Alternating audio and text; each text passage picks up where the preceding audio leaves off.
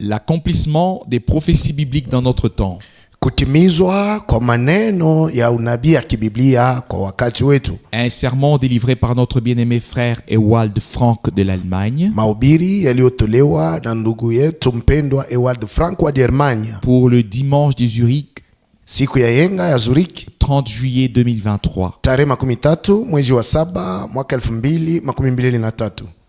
Chers frères et sœurs dans le Seigneur, wandogo na wadada wapenzi katika Bwana, moi aussi je voudrais vous saluer tous chaleureusement depuis Zurich. Nami vile nataka kuwasalimu na furaha nyingi moyoni mwangu tokea Zuriki. Et en particulier tous les frères qui servent. Na kwa upekee wandugu wote watumishi wa Mungu. Nous avons des salutations à transmettre venant du monde entier. Tuna masalimu ya kuwapelekea yaliyotokea duniani mzima. Et nous saluons tous dans tous les peuples et toutes les langues au nom du Seigneur. Na tuwasalimu watu wote wa jamaa zote na wa lugha zote kwa jina la Bwana. Nous sommes reconnaissants pour ces réunions que nous pouvons avoir. Tuko na mashukurani kwa sababu tunaweza tena kukusanyika. Nous sommes reconnaissants que les traductions soient faites dans d'autres langues et que tous puissent écouter. Tunashukurani kwa kuona jinsi wanageuza kwa malugha mengine na watu wote wanaweza kusikia. Cela a été simplement conduit par Dieu afin que le dernier message puisse atteindre les extrémités de la terre. Haya yaliongozwa tu na Mungu ili ujumbe wa mwisho ufikilie mpaka ama misho ya dunia. Je ne sais pas si cela a tout à fait sa place ici aujourd'hui. Sijue kama neno hili lina nafasi yake leo. Mais les dernières semaines, un frère m'a appelé et m'a dit, katika juma zilizopita ndugu mmoja aliniita na kuniambia hivi, frère Frank, ndugu Frank, es-tu conscient de la responsabilité que tu as devant Dieu? Unafahamu mzuri ya kuwa una majukumu ama madaraka kubwa mbele za Mungu? Personne n'a eu une si grande responsabilité que la tienne. Hakuna mtu mwenye majukumu au madaraka kubwa kama wewe.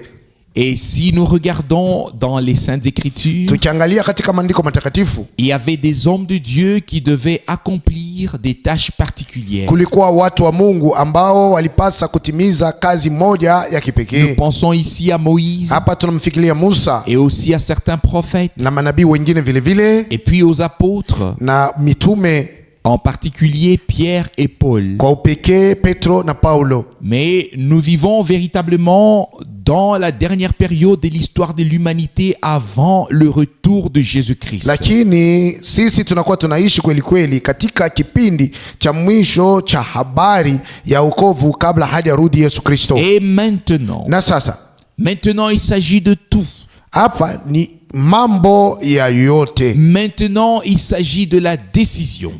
Hapa ni mambo ya mpango ama maamuzi. La décision que nous prenons maintenant est valable pour l'éternité. Kwa sababu mpango tunayokamata leo utakuwa daima hata milele. Elle ne peut plus être modifiée. Hakuna jinsi ya kugeuza mpango ama maamuzi tuliyoyakamata. Dès l'instant où nous quittons ce monde, wakati tu tunatoka duniani hapa, nous devons accepter ce pourquoi nous nous sommes décidés. Imetupasa kukubali yenye ile tulikamatia mpango. Frères et sœurs, wandugu na wadada, nous constatons chaque jour que tout a changé. Siku zote tunaona kwa makini ya kwamba yote yamebadilika. Toutes les détresses, mangaiko yote, toutes les catastrophes naturelles, hata misiba ya hasili yote, le changement climatique, hata mbadiliko ya hali ya hewa, le changement des hommes, hata kubadilika kwa watu, tout se passe comme jamais auparavant. Vyote vinakuwa fanika namna iliyo tofauti na masiku yaliyopita. Jusqu'à ce qui s'est passé il y a 8 jours. Hata kutokea maneno yaliyofanyika kumesha kuwa masiku 8. Une dame de la mairie a marié 2 hommes en pleine rue. Mama mmoja aliyetumika kumeri aliowesha watu wanaume wawili njiani tu. Si nous retournons à la Bible, tukiangalia Biblia, il est pourtant écrit que Dieu a créé Ève. Imeandikwa kwamba Mungu alimuumba Hawa, qu'il l'a amené à Adam, akampeleka mbele ya Adam, et qu'il a dit, na Adam akasema, soyez féconds. Mungu akasema, oui, Soyez féconds, muwe na uzazi, multipliez-vous,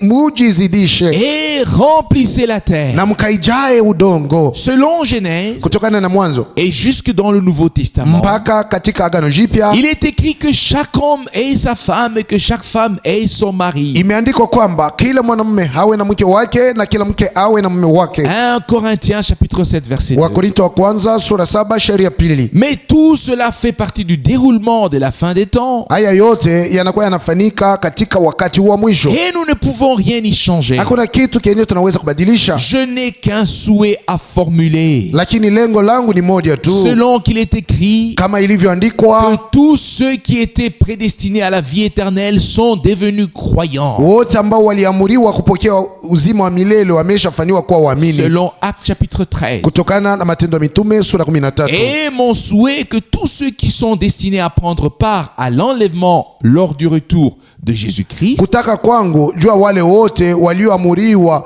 kushiriki unyakuo wakati atakaporudi Yesu Kristo, que cela puisse croire, hao wote wapate kuamini, croire le message divin, waamini ujumbe wa kimungu, croire le message original avec tous les enseignements qui ont été prescrits à l'église du Nouveau Testament, kuamini ujumbe halisi pamoja na mafundisho yote yaliyoamuriwa na yaliyoongozwa kwa kanisa la Agano Jipya, que cela puisse croire tout cela de tout cœur, hao wote waamini maneno haya yote kwa moyo wote, et que dans l'obéissance, na katika utiifu ils agissent en accord avec cela, watende wenye kuambatana na hayo yote, qu'ils le mettent en pratique. wayatumikie. Celui qui croit obéit aussi. Yule hanamini lazima atii vile vile. La foi et l'obéissance vont de pair. Imani na utiifu vinaenenda pamoja. Nous allons encore parler de certains points. Tutasemezea maneno mengine makuu. Frère Keller a lu une puissante parole d'introduction qui, par un avertissement,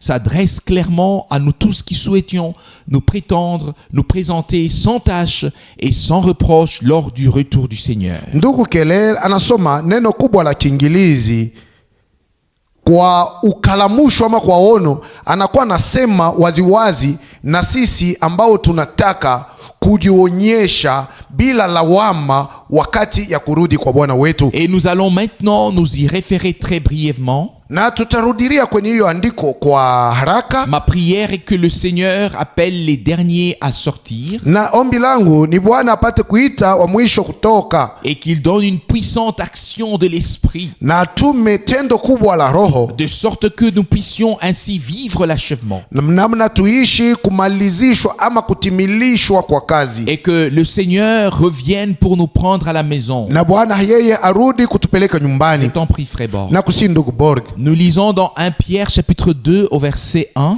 Tasoma katika Petro wa kwanza sura ya pili shairi ya kwanza. Rejetez donc toute méchanceté et toute fausseté. Kataeni ubaya wote na uongo wote. L'hypocrisie, l'envie et toute calomnie. Unafiki, tamaa na kusingiziana kote. Que le Seigneur en soit remercié. Bwana pewe shukrani. C'est adressé aux croyants. Neno hili na waelekea waamini. C'est difficile à croire. Liko ngumu kuliamini. C'est difficile à croire que ces 5 mauvaises caractéristiques qui font partie véritablement du vieil homme, na ni vigumu kuamini kwamba tabia hizi 5 zinazotambulisha huyu utu wa zamani, que ces 5 choses soient encore adressé comme avertissement à des croyants qui sont nés de nouveau. Ni vigumu kuamini kwamba maneno haya 5 yanaelekea waamini, yanasema ndio waamini wale wameshazaliwa upya. Frères et sœurs, wandugu na wadada, nous devons véritablement nous dépouiller totalement du vieil homme. Tumvue huyu utu wa zamani kabisa kabisa. Et nous devons devenir des hommes nouveaux comme il est écrit. Tuwe watu wapya jinsi ilivyoandikwa. Paul a écrit particulièrement dessus. Paulo aliandika kwa upekee juu ya maneno haya. Dépouillez-vous du vieil homme et revêtez-vous de l'homme nouveau qui est créé à l'image de Christ. Mumvue huyu mtu wa zamani na muvae utu mpya aliyeumbwa kwa mfano wa Kristo. Ephésiens chapitre 4 verset 22 au verset 24. Waefeso sura 4 shairi 12 hadi 14. Frères et sœurs, wandugu na wadada, qu'aucune des 5 caractéristiques mentionnées ne se trouve en aucun d'entre nous. Kusiwe hata mmoja ya matabia haya 5 yaliyotajwa hapa ipatikane ndani ya mmoja wetu. S'il vous plaît, na wasi, prenez à cœur la parole d'introduction et l'avertissement. Mulishike kwa makini neno la kiingilizi na maono. Lisez le texte encore une fois. Musome tena hiyo andiko. Nous poursuivons la lecture. Tunaendelea usomi wetu. Nous lisons 1 Pierre chapitre 2 à partir du verset 7. Tasoma Petro wa kwanza sura ya pili kuanzia shairi 7. C'est donc à vous qui possédez la confiance qui est donné le bien précieux en partage. Ni kwa ninyi wenye matumaini ndio mulipewa hiyo zawadi ya damani kuwa sehemu kwenu. Mais pour les incrédules, lakini kwa wale wasioamini, la pierre qu'ont rejetée les bâtisseurs est devenue la pierre angulaire. Jiwe ambalo wajengaji walilitupa limekuwa jiwe kuu la pembeni. Et ainsi une pierre d'achoppement et un rocher de scandale. Jiwe la kukwaza na mwamba ya kuangusha. Ils se heurtent à elle dans leur désobéissance contre la parole. Katika kutokutii neno wanajikwaa kwenye hiyo jiwe. Ce à quoi ils sont aussi destinés. Ndiyo njia yenyewe ilipasuliwa juu yao. Ici nous avons encore quelques versets de la parole d'introduction. Hapa tungali na maandiko mengine ya neno la Kiingereza. La différence nous est présentée directement devant nos yeux. Achanisho imeonyeshwa moja kwa moja machoni petu. Les incrédules se heurtent à la précieuse pierre angulaire sur laquelle l'église est fondée. Wasioamini wanajikwaa kwenye jiwe la damani la pembeni juu yalo kanisa imejengwa. Et sur laquelle nous, comme des pierres vivantes, nous avons été édifiés. Na juu ya hiyo jiwe sisi sawa mawe yaliyo hai tulijengwa juu. Lui la pierre angulaire. Yeye aliye jiwe kuu la pembeni. Et nous les pierres. Nasi mawe madogo. Et c'est l'édifice de Dieu. Na ni nyumba majengo la Mungu. Mais les incrédules se heurtent à notre bien-aimé Seigneur et Sauveur. Lakini wasioamini wanajikwaa kwa Bwana wetu mpenzi na Mwokozi wetu. Qui est devenu notre précieuse pierre angulaire. Aliyekuwa jiwe letu la damani la pembeni. Mais je vous prie de le relire. Na wasi musome tena. Ils se heurtent dans leur désobéissance contre la parole. Katika kutokutii kwao kwa neno wanajikwaa. Les incrédules sont désobéissants. Wasioamini ni watu wasiotii. Les croyants sont obéissants. Na waamini ni watu watiifu. Les croyants ne se heurtent pas. Waamini hawajikwai. Les incrédules se heurtent. Lakini wasioamini wanajikwaa. Que Dieu le Seigneur fasse grâce, que nous ne nous heurtions à aucune parole de Dieu, mais que nous croyons de tout cœur chaque parole. Mungu Bwana atujalie neema ili tusijikwae kwenye neno la Mungu, lakini tupate kuamini kwa moyo wetu wote kila neno. Et que nous soyons édifiés afin que Dieu le Seigneur puisse habiter et agir au milieu de nous. Na tupate kujengwa ili Mungu Bwana apate kukaa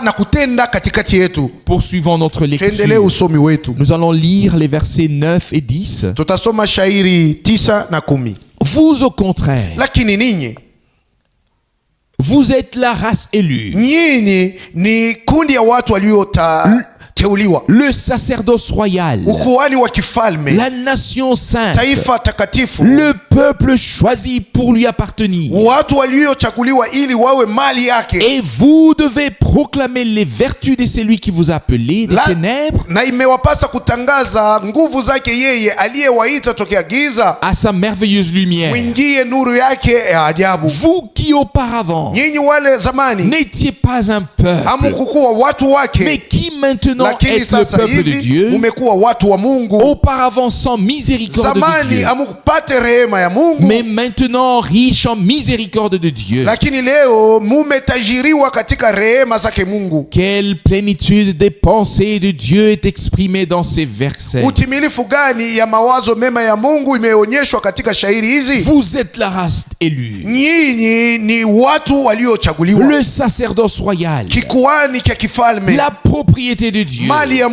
la troupe rachetée par le sang, fait enfants, fils et filles de Dieu par grâce. Au moyen de la nouvelle naissance. Et nous pouvons croire cela de tout notre cœur sans faire des efforts.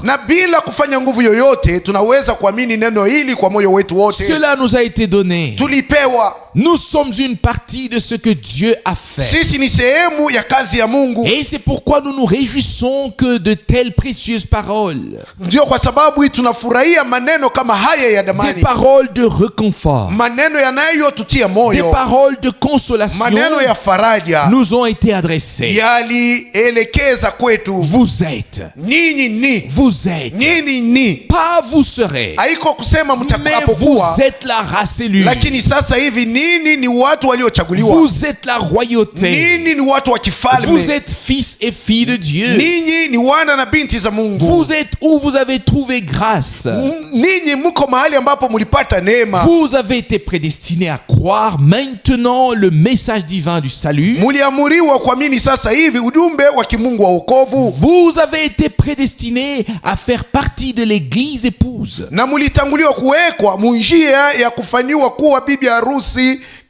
C'est une prédestination divine que nous avons reçue et acceptée. Que Dieu soit remercié. Que notre Dieu soit remercié. Et comme il est écrit ailleurs dans la parole, ce que nous serons n'a pas encore été manifesté. Mais quand cela sera manifesté, alors nous serons semblables à notre Seigneur en tant que rachetés. Fils et filles de Dieu. Jean chapitre 3 verset 2. Oh frères et sœurs, comme nous pouvons être reconnaissant d'avoir trouvé grâce auprès de Dieu. À lui l'honneur. À lui soit l'honneur. Lisons encore quelques passages bibliques.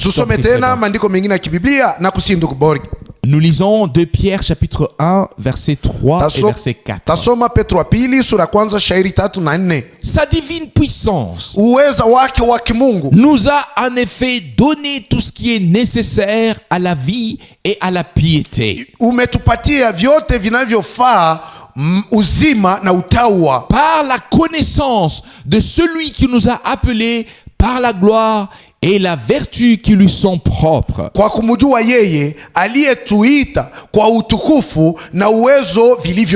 Que le Seigneur soit remercié. Dieu nous a véritablement tout donné. Tout ce dont nous avons besoin. Et cela par grâce. Et nous pouvons reconnaître le Seigneur. Reconnaître son plan du salut. Nous pouvons reconnaître ce que Dieu a prévu pour nous. Le recevoir et y prendre part. Parce que nous avons trouvé grâce auprès de Dieu. À lui soit l'honneur. Je t'en prie, frère Bord. Nous lisons le verset 4. Et par elle, il nous a donné les promesses précieuses et extrêmement importantes, afin que par elle vous échappiez à la corruption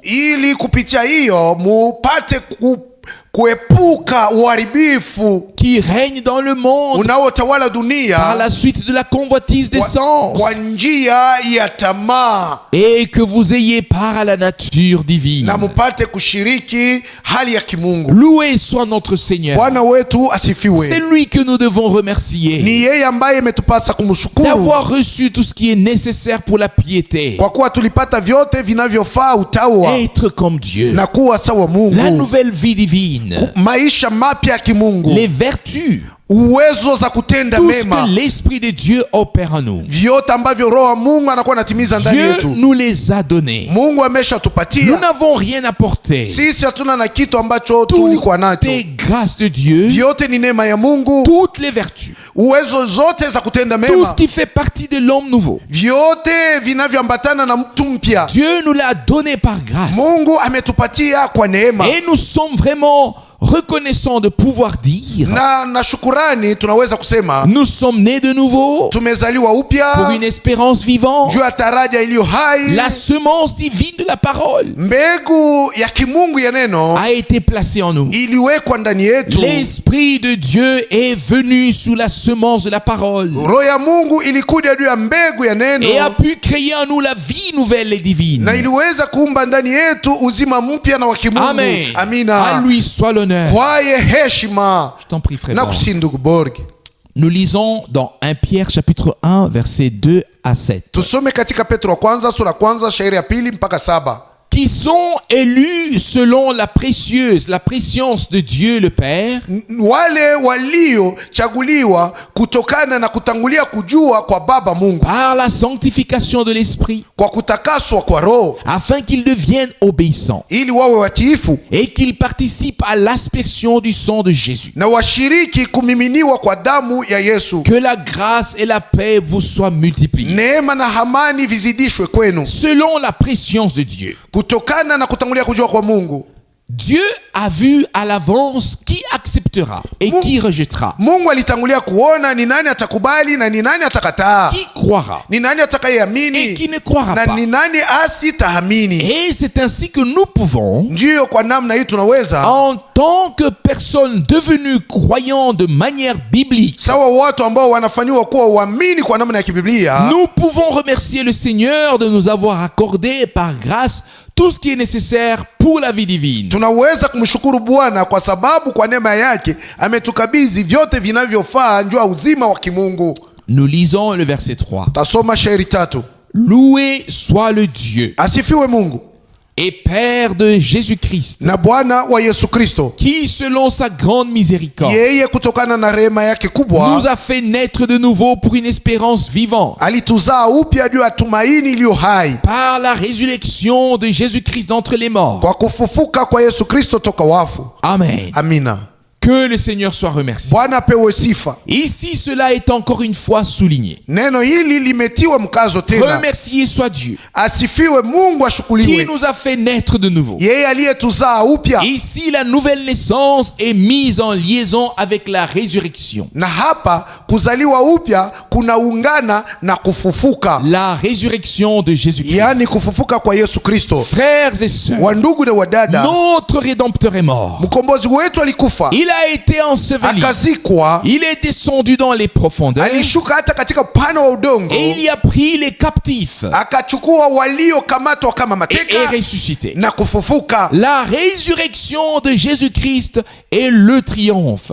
Kufufuka kwa Yesu Kristo ndio ushindi, La victoire de la rédemption accomplie. ushindi wa ukombozi uliokamilishwa. Et c'est pourquoi nous remercions Dieu Ndio kwa sababu hiyo sisi tunamshukuru de tout Mungu cœur de ce que nous pouvons accepter tout cela, kwa moyo wote, kwa sababu tunaweza kukubali haya le yote, croire kuyamini et pouvoir remercier le Seigneur pour cela. na kumshukuru Bwana kwa sababu hiyo. Je t'en prie, frère. Na kusinduku bora, Nous lisons les versets 4 et 5. tasoma shairi 4 na 5. Pour un héritage qui ne peut se corrompre, ni se souiller, ni se flétrir, Juu ya urithi wenyewe hauwezi kuharibika, hauwezi kujichafua wala kunyauka, lequel vous est réservé dans les cieux urithi ambao umechungwa juu yenu mbinguni, pour vous kwenu qui, ninyi, par la puissance de Dieu, kwa njia ya uwezo wa Mungu êtes gardés par la foi umelindwa kwa imani, pour le salut qui est prêt à être manifesté dans les derniers temps. juu ya wokovu ambayo iko tayari kuonyeshwa katika nyakati za mwisho. Que le Seigneur soit remercié Bwana apewe shukrani, pour être manifesté dans les derniers temps dans lequel nous vivons maintenant. ili tuonyeshe katika nyakati za mwisho ambamo tunakuwa tunaishi sasa Tout ce hivi. que Dieu a fait dans l'église du Nouveau Testament Vyote ambavyo Mungu alifanya katika kanisa la Agano Jipya depuis 2000 ans.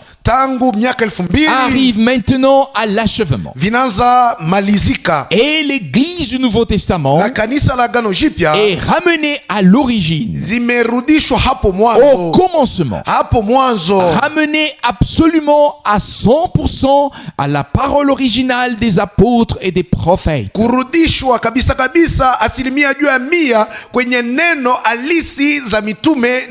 Nous avons compris qu'il s'agit ici, dans la Bible, d'un testament et que rien ne doit être ajouté au testament. Na hapa tunaelewa kwamba hapo ndani ya Biblia ni mambo ya wasia na hakuna kitu kinaweza kuongezwa kwenye wasia au kwenye maneno ya mwisho. De même, nous pouvons malheureusement constater na hapa tunaweza tena kuona kwa bahati mbaya que toutes les communautés religieuses kwamba makusanyiko yote ya kidini ont ajouté leur propre confession de foi. Waliongeza ungamo yao ya imani. Il n'y a pas une seule communauté chrétienne qui soit à la hauteur de ce qui est écrit ici. Hakuna hata kusanyiko moja ya Kikristo yenyewe inaweza kuambatana na yaliyoandikwa hapa, ou qui peut s'y comparer ou s'y remettre en question. Wala anaweza kulinganishwa na kujiuliza juu ya maneno haya. Toutes croient ce qu'elles veulent. Wote wanakuwa wanaamini vyenyewe wanataka. Mais maintenant, lakini sasa le message divin ujumbe wa kimungu est adressé à ceux qui sont destinés à contempler la gloire de Dieu. Inawaelekea wale waliamuriwa kustahajabu utukufu wa Mungu. C'est pourquoi maintenant c'est le temps de l'appel à sortir. Ndio kwa sababu sasa hivi ndio wakati ya wito wa kutoka. Vous mon peuple, enyi watu wangu, sortez du milieu d'eux. Tokeni katikati yao. Sortez de tous les peuples et de toutes les langues. Tokeni katika watu wote na lugha zote. Sortez de toutes les religions. Tokeni katika madini yote. Sortez de toutes les communautés chrétiennes.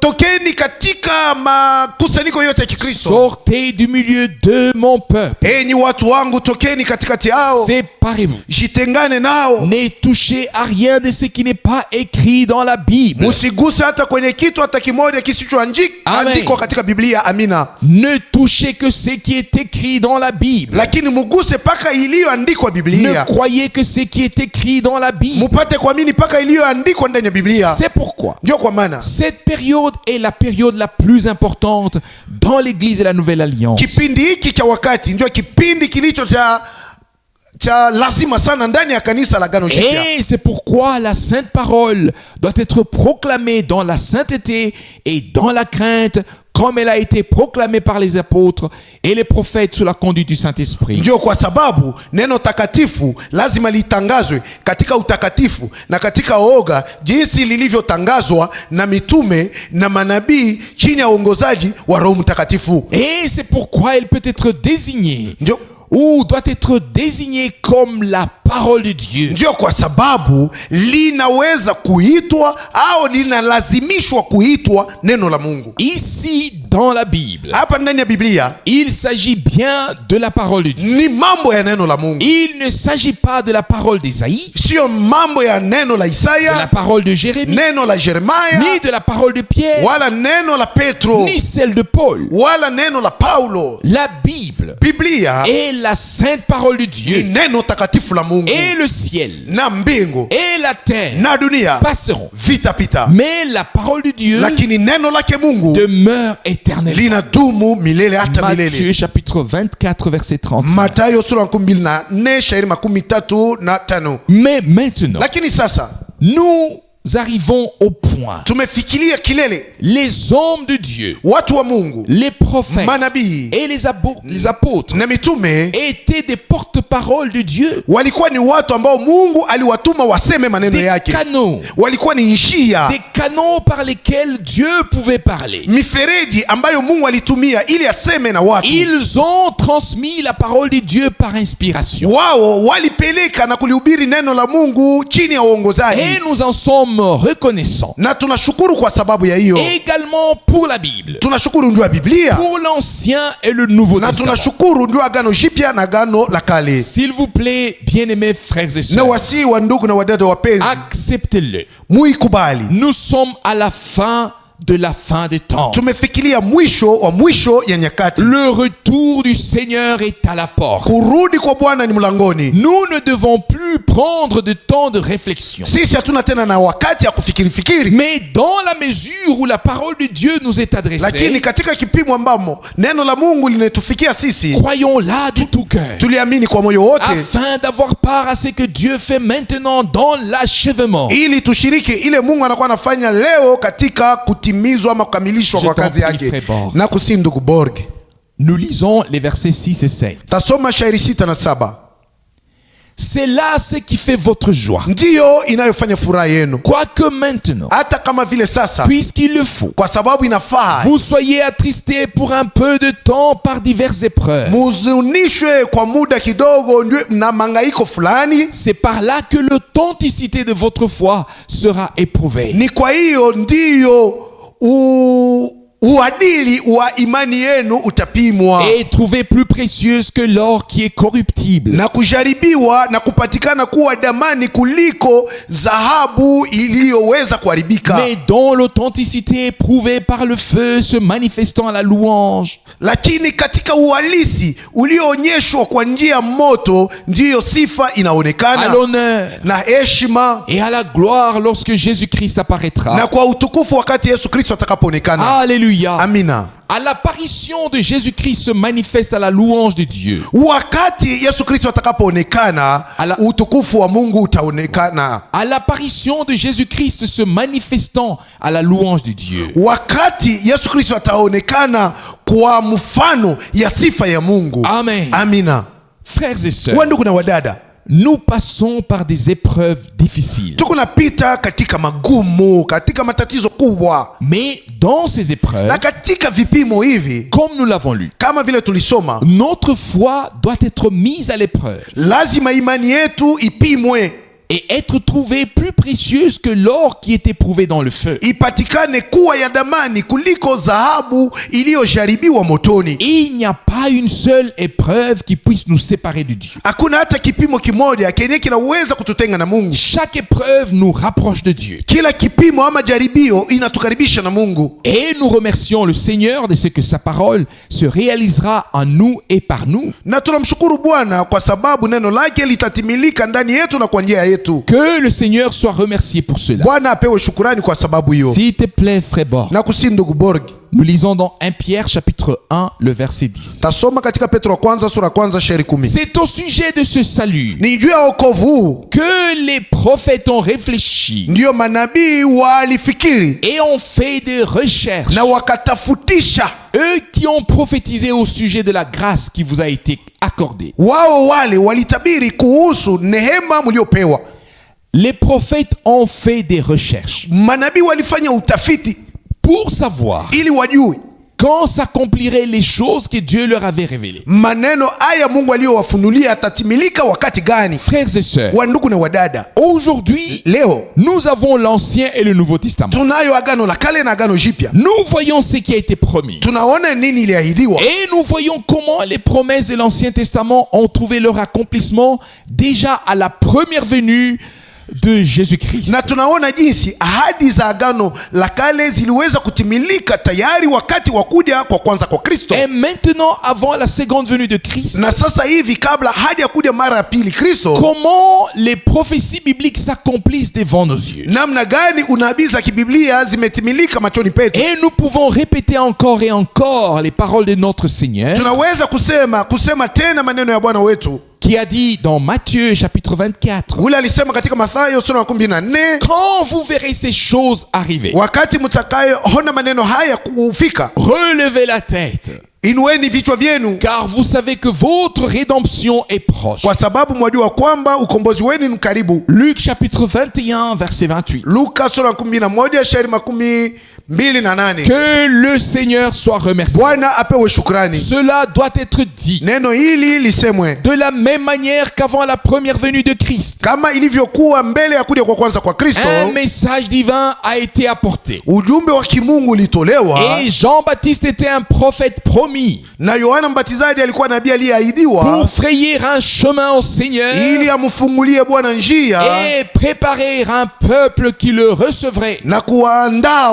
watakaompokea. Ainsi, hivi Dieu a fait la promesse vivyo hivyo Mungu amefanya ahadi qu'avant que le jour terrible de l'Éternel n'arrive, kwamba kabla siku ya kuogofya ya Bwana kufika, avant que le soleil ne perde son éclat, kabla jua ipoteze kungaa kwao, et que la lune ne change en sang, na mwezi kugeuka kuwa damu, avant que le jour du salut n'arrive à sa fin, kabla siku ya wokovu ifike kwenye mwisho yake, Dieu voulait envoyer un prophète comme Élie, Mungu alitaka kutuma nabii kama Eliya, qui ramènerait les cœurs des enfants de Dieu vers les pères apostoliques, yule atakayerudisha kugeuza mioyo ya watoto wa Mungu kuelekea wa baba walio mitume, afin qu'ils sortent de tout ili watoke katika yote, et qu'ils reçoivent le lien avec ce qui avait été proclamé et pratiqué au commencement. ili wapate kuunganishwa na ile ilitangazwa na kutendwa hapo mwanzo. Un Seigneur, Bwana mmoja tu, une foi, imani moja tu,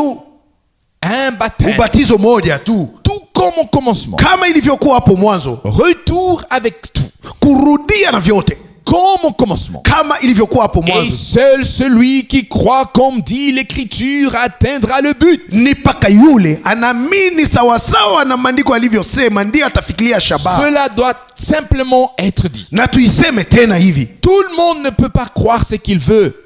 mtu wote alazimishwe kuamini yote anataka. Tout le monde ne peut pas croire ce qu'il peut penser. Mtu yote alazimishwe kuamini yote anaweza kuzania, Et penser ensuite qu'il sera enlevé. na kuzania kwamba anaweza kunyakuliwa. Non. Hapana.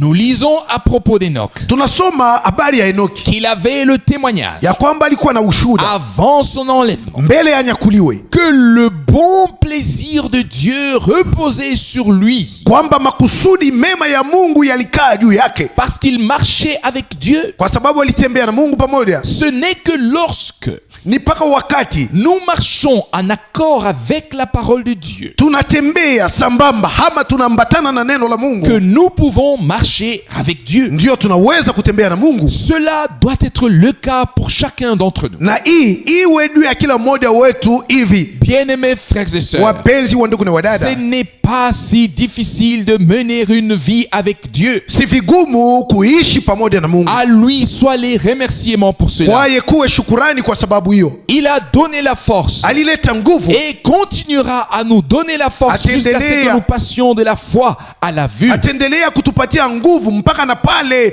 vyenye tuliamini tutakapoviona. Je t'en prie, frère. Na kusi ndugu Borgi. Nous lisons 1 Pierre chapitre 1 à partir du verset 12 jusqu'au verset 16. Nasoma Petro wa kwanza sura kwanza kuanzia shairi 12 hadi 16. Lisons d'abord le verset 12. Tusome kwanza shairi 12. Il leur fut révélé que ce n'était pas pour eux-mêmes, Wakapata ufunuo ya kwamba maneno haya hayakukuwa tu juu yao mais wenyewe, pour vous, lakini juu yenu, que par leur ministère, ili kwa njia ya utumishi wao ils devaient transmettre ce qui vous a été annoncé maintenant par les hommes qui vous ont prêché le message du salut dans la puissance du Saint-Esprit envoyé du ciel. walipasha kuwafikizia ile iliyotangazwa kwenu sasa hivi kwa kupitia watu wa Mungu ambao waliwahubiri ujumbe wa wokovu katika uwezo wa Roho Mtakatifu uliotumwa tokea mbinguni. Amen, amen. Amina, amina. Ici nous avons la réponse. Hapa tunayojibu, C'est que Dieu a promis par les prophètes, ile Mungu aliahidi kwa njia ya manabii, a été proclamé par les hommes de Dieu dans le Nouveau Testament. ilitangazwa na watu wa Mungu katika Agano Jipya, Des hommes qui étaient remplis de la puissance du Saint-Esprit. watu waliojaa na uwezo wa Roho Mtakatifu. Le même Saint-Esprit qui reposait sur les prophètes Roho Mtakatifu moja moja aliyekuwa juu ya manabii a reposé sur les apôtres qui ont proclamé la parole. alikuwa juu ya mitume ambao walisambaza neno. Dieu soit remercié pour cela. Mungu apewe shukrani kwa sababu hiyo. Prie, frère Bon. Na kusi ndugu Borgi, Nous lisons le verset 13. tusome shairi 13. C'est pourquoi Kwa hiyo préparez-vous spirituellement à aller de l'avant avec courage. mujitayarishe kwa jinsi ya rohoni ili musonge mbele bila kukata tamaa. Soyez sobre Muwe watu wa kiasi et mettez votre espérance uniquement dans la grâce qui vous est offerte dans la résurrection de Jésus-Christ. na mutumaini tu neema muliopewa katika kufufuka kwa Yesu Kristo. Amen. Amina. Loué soit le Seigneur. Bwana apewe sifa. Préparez-vous spirituellement Mujitayarishe rohoni à mwenu aller de l'avant ya kusonga Par mbele grâce. kwa neema Et nous remercions notre Seigneur de nous avoir accordé la grâce d'être véritablement équipés de la puissance d'en haut. Tunamshukuru Bwana wetu kwa vile alitujalia neema ya kuvaa kweli kweli silaha za uwezo zinazotoka juu. Car sans l'équipement de la puissance, bila kuvaa uwezo, nous ne pouvons pas aller de l'avant avec courage. Hatuwezi kusonga mbele na juhudi. C'est pourquoi, bien-aimés frères et sœurs, kwa hiyo wapenzi wa ndugu na wadada, prions pour que le fidèle Seigneur puisse accorder une action puissante de l'esprit. Tuombe ili Bwana mwaminifu alete tendo lenye uwezo la roho. Car à cela est liée la puissance de Dieu. Kwa sababu kwa hiyo tendo uwezo wa Mungu unaungana. Le Saint-Esprit est la puissance de Dieu qui est agissante au milieu des croyants. Roho Mtakatifu ndio uwezo wa Mungu unaotenda katikati ya waamini. Et nous en sommes reconnaissants. Na tunashukuru kwa sababu hiyo. Tout se passera comme Dieu l'a prévu. Vyote vitafanyika jinsi Mungu aliamuru vifanike. Je t'en prie, frère Borg. Nakusihi ndugu Borg. Lisons les versets 14, 15 et 16. Tusome shairi 14, 5 na 6. Comme dernier verset. Kama shairi za mwisho. Commençons avec le verset 14. Tuanzie shairi 14. Comme des enfants de Dieu obéissants, sawa watoto wa Mungu watiifu, ne vivez pas selon les convoitises que vous aviez autrefois. Musiishi tena sawa vile mulikuwa naishi kufatana na tamaa zenu za zamani. Pendant votre temps d'ignorance. Wakati mulikuwa mungali wajinga. Mais lakini puisque c'est lui qui vous a appelé est saint, kwa sababu aliyewaita ninyi ni mtakatifu, vous aussi nanyi vile vile soyez saints dans toute votre conduite. Iweni watakatifu katika mwenendo wenu wote. Puis-je dire déjà quelque chose ici? Je, naweza kusema kwa neno moja hapa? Soyez saints car le Seigneur est saint. Iweni watakatifu kwa sababu Bwana mwenyewe ni mtakatifu. Le temps est là. Wakati uko. Où nous voulons véritablement subsister devant Dieu dans tout ce que nous faisons. Wakati umefika ambao tunataka tusimame mbele za Mungu katika yote tunayofanya. Et je me rappelle de ces avertissements que frère Keller a lu dans la parole d'introduction. Nakumbuka maonyo yale ndugu Keller alisoma katika neno la Kiingereza. Que rien ne se passe en nous qui ne soit la gloire de Dieu. Hakuna kusiwe hata kitu kimoja kitafanyika ndani yetu kisichokuwa jua utukufu ya Mungu. Mais qu'à l'exemple de celui qui est saint, lakini kwa mfano ya yeye aliye mtakatifu, nous soyons saints dans toute notre marche. Tuwe watakatifu katika mwenendo wetu wote. Dans toute notre conduite pour la gloire de Dieu. Katika mwenendo wetu wote jua utukufu ya Mungu. Frères et sœurs, wandugu na wadada, c'est ainsi que notre Seigneur a prié dans Jean chapitre 17. Ndio kwa hivi Bwana wetu alisoma katika Yohana sura 17. Sanctifie-les dans ta vérité. Watakase katika kweli lako. Ta parole est la vérité. Neno lako ndio kweli. Jean chapitre 17 verset 17. Yohana 17 shairi 17. Et aussi certain que nous avons reçu la vérité de la parole de Dieu. Kama vile ni hakika kwamba tulipokea kweli la neno la Mungu. Aussi certain nous y serons sanctifiés par le Saint-Esprit qui nous l'a révélé. Ni kweli tena ya kwamba tutatakaswa ndani ya neno kwa njia ya Roho Mtakatifu mwenye alitufunulia neno hili. Oh, loué soit le nom du Seigneur. Jina la Bwana lisifiwe kabisa. Oui, nous pouvons nous exclamer. Tunaweza kustaajabu. Que ton nom soit sanctifié. Na kusema jina lako litakaswe. Que ton règne vienne. Ufalme wako uje. Que ta volonté soit faite en nous et par nous tous. Na mapenzi yako yafanyike ndani yetu na kupitia sisi sote. Je t'en prie, frère Borg. Na kusinduku Borg. Lisons le verset 16. Tusome shairi 16. Car il est écrit. Kwa sababu imeandikwa, vous serez saints. Mtakuwa watakatifu. Car je suis saint. Kwa sababu mimi ni mtakatifu. C'est ainsi que cela est écrit. Ndivyo ilivyoandikwa. Et c'est ainsi que cela est aussi. Na ndivyo neno hili lilivyokuwa. Et nous remercions de tout cœur le Seigneur de ce que nous faisons partie de la troupe rachetée. Kwa moyo wote tunamshukuru Mungu Bwana kwa sababu sisi tunahesabiwa katikati ya kundi ya waliokombolewa. Et frères et sœurs, wandugu na wadada, par le sang de l'agneau de Dieu, kwa damu ya mwana kondoo wa Mungu, toute la dette a été payée. Deni yote ililipwa. La lettre de condamnation est déchirée. Hatia ilikuwa na tuhukumu imeshapasuka. Tout péché a été pardonné. Zambi zote zilisamehewa. Nous avons été justifiés par la foi. Na sisi tunahesabiwa haki kwa njia ya imani. En la rédemption accomplie. Katika ukombozi uliotimilika. Comme si nous n'avions jamais péché. Na tunaonekana sawa watu ambao hawajawahi kutenda dhambi. Que le Seigneur soit remercié pour le sacrifice accompli à la croix de Golgotha. Bwana apewe shukrani kwa sababu ya zabihu iliyotimilika kwenye msalaba wa Golgotha. Et ce qu'Ésaïe a dit au début s'est réalisé. Na ile Isaya alisema hapo mwanzo ilitimilika. Et ce qu'Ésaïe a dit au début s'est réalisé. Na ile Isaya alisema hapo mwanzo ilitimilika. Au début dans Ésaïe chapitre 1. Kumwanzo katika Isaya sura kwanza. Quand vos péchés seraient rouges comme le sang, alisema ijapokuwa dhambi zenu zitakuwa nyekundu kama damu, ils deviendront blancs comme la neige. Zitakuwa nyeupe kama theluji. Que le Seigneur soit remercié. Bwana apewe shukrani. Pas une seule transgression. Hakuna hata uasi moja. Pas une seule désobéissance. Wala kutokutii moja. Pas un seul péché. Wala dhambi hata moja n'a subsisté. Ile iliweza kusimama. La lettre de condamnation barua ya hatia a été déchirée. Iliyotuhukumu sisi ilipasuliwa. Le sang de l'agneau na damu ya mwana kondoo a coulé. Ilitiririka. Amen. Amina. Frères et sœurs, wandugu na wadada, pour que vous le sachiez une fois pour toutes, ili muijue mara moja tu, notre Seigneur et Rédempteur est entré avec son propre sang dans le Saint des Saints. Bwana wetu na mkombozi wetu aliingia na damu yake mwenyewe katika pahali patakatifu sana. Et là, il a posé son sang sur l'arche de l'alliance. Na huko aliweka damu yake juu ya sanduku ya agano, sur le trône de la grâce. Juu ya kiti cha neema. Et le sang est encore là aujourd'hui. Mpaka na leo damu ingaliko. Il y restera jusqu'à la fin. Na hiyo damu itabaki mpaka mwisho. Jusqu'à ce que le dernier soit sauvé. Mpaka na pale mtu wa mwisho atakapookolewa. C'est pourquoi nous voulons remercier notre Seigneur. Ndio kwa maana tunataka kumshukuru Bwana wetu. Pas une propre justice. Sio uhaki wa mtu mwenyewe. Pas une propre sanctification. Sio utakaso wa nguvu ya mtu mwenyewe. Mais Dieu nous a tout donné par grâce. Lakini Mungu alitupatia vyote kwa neema. C'est pourquoi nous le remercions pour cela. Tunamshukuru. Soyez certains.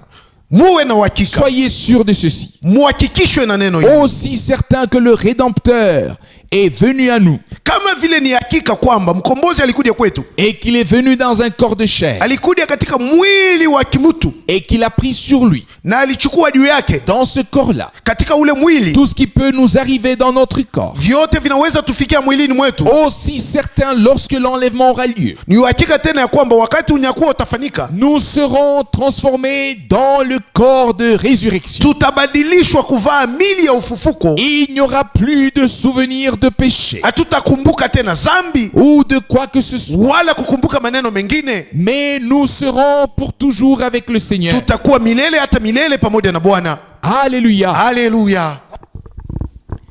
Pensons à la précieuse parole que Paul a adressée aux Thessaloniciens quand il a dit. Tulifikirie lile neno la damani ambalo Paulo alielekeza kwa Thessalonika wakati aliwaambia hivi. Je vous le dis comme une parole du Seigneur. Nawaambia neno hili liwe kama vile ni neno la Bwana. Nous ne mourrons pas tous. Sisi sote hatutakufa. Mais nous serons tous transformés. Sisi sote tutabadilika. Changés. Tutageuzwa. 1 Thessaloniciens chapitre 4 verset 15. Wa Thessalonika wa kwanza sura 4:15. Oui. Ndio. Au retour de Jésus-Christ. Wakati atakaporudi Yesu Kristo. Nous serons tous transformés. Sisi sote tutabadilishwa. Changés. Tutageuzwa. Laissez-moi le dire encore une fois. Niacheni niseme tena hiyo mara. La vie est dans le sang. Uzima uko ndani ya damu. Et aussi certain que la vie divine était dans le sang divin de l'agneau de Dieu. Na kama vile ni hakika kwamba uzima wa kimungu ulikuwa ndani ya damu ya kimungu ya mwana kondoo wa Mungu. Aussi certain la vie divine est venue sur tous ceux qui ont été rachetés par le sang de l'agneau. Ni hakika tena kwamba uhai wa kimungu ulikuja juu ya wale wote walikombolewa kwa damu ya mwana kondoo. Et nous avons reçu na tulipokea la vie divine et éternelle. Uhai wa kimungu na wa milele. Et nous sommes devenus fils et filles de Dieu par grâce. Na tumekuwa wana na binti za Mungu kwa neema. Et nous verrons bientôt notre bien-aimé Seigneur et Rédempteur. Na tutakapomuona bado kidogo mpenzi wetu Bwana na mkombozi. Il achèvera son œuvre de rédemption dans notre temps. Yeye atamaliza kazi yake ya ukombozi katika wakati wetu. À lui soit l'honneur et la louange. Kwaye kuwe heshima na sifa. Soyez bénis de la bénédiction du Dieu Tout-Puissant. Mubarikiwe na mabaraka yake Mungu Mwenyezi. Et en particulier tous les frères qui servent. Na kwa upekee wa ndugu wote wanaomtumikia Mungu. Ne prêchez que ce que vous pouvez prêcher venant de la parole de Dieu. Ninyi imewapasa kuhubiri ni paka iliyotokea kwenye neno la Mungu. Car ce n'est qu'ainsi que l'unité sera là. Ni paka hivi ndio umoja Elle doit venir et elle viendra. Soyez bénis dans le saint nom de Jésus. Amen. Amina.